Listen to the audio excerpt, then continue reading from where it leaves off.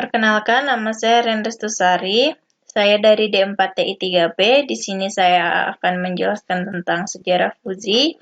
NPM saya 1144008. Di sini saya pertama akan menjelaskan tentang sejarah Fuji terlebih dahulu. Sejarah Fuji sendiri diperkenalkan oleh Profesor Lotfizadeh. 1965 orang Iran yang menjadi guru besar di University of California at Berkeley.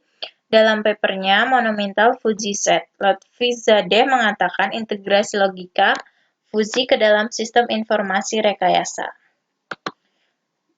Jadi di sini rekayasa prosesnya menghasilkan aplikasi yang sistem kontrol, alat rumah tangga, dan pengambilan fleksibel mantap canggih sistem konvensional dalam mengatakan bahwa logika Fuji memimpin dalam pengembangan kecerdasan mesin.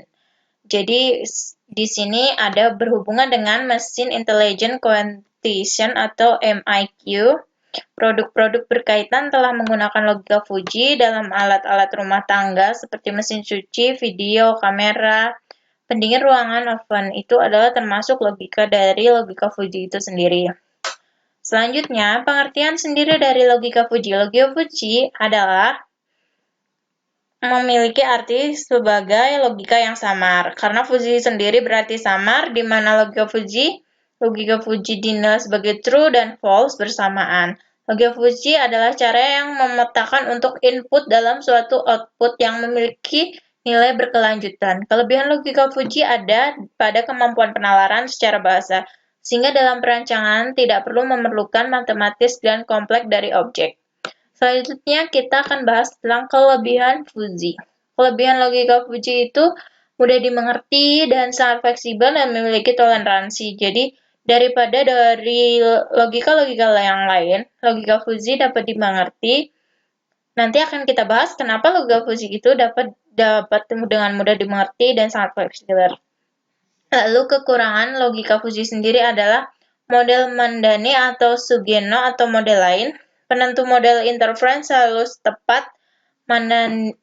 Mamdani biasanya cocok untuk masalah intuitif, sedangkan Sugeno untuk permasalahan yang menangani kontrol.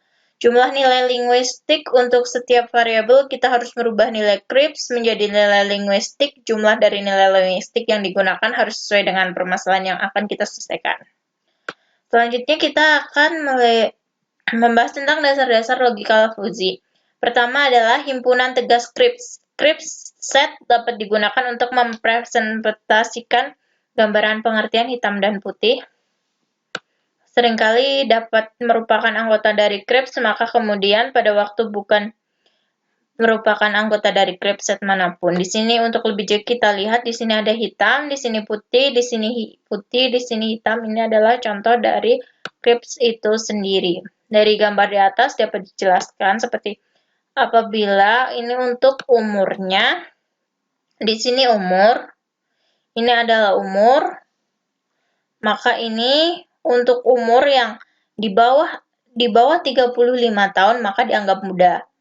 Lalu selanjutnya, ini adalah yang keduanya, 35 sampai 55 tahun dianggap parubaya, sedangkan selanjutnya 55 ke atas dianggap tua.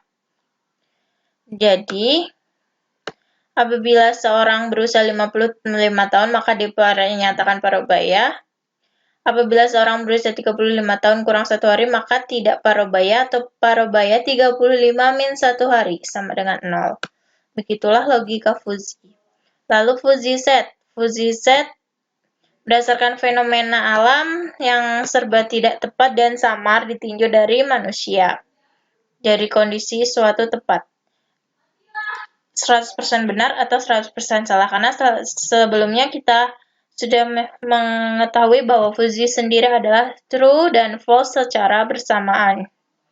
Jadi, kesimpulan dari penjelasan saya adalah yang pertama, logika merupakan ilmu yang sangat penting dipelajari karena merupakan dasar ilmu yang lain. Hal ini dilihat dari beberapa contoh yang kita telah pelajari di atas.